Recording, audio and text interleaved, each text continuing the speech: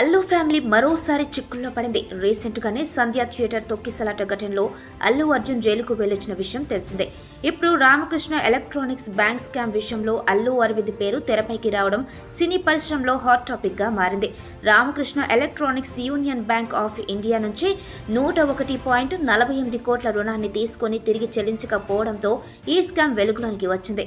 ఇందులో money laundering కోణం ఉందని భావించిన ఈడీ, సిబిఐ నమోదు చేసిన కేసు ఆధారంగా ఈసీఐఆర్ ఫైల్ చేసి విచారణ ప్రారంభించింది.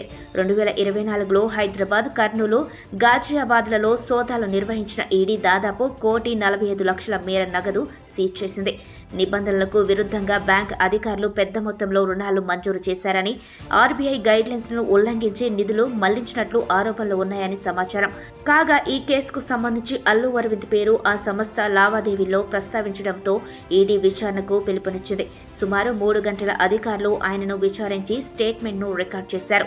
వచ్చే వారం మరోసారి విచారణకు హాజరు కావాలని అల్లు అరవింద్కు అధికారులు ఆదేశించినట్లు సమాచారం.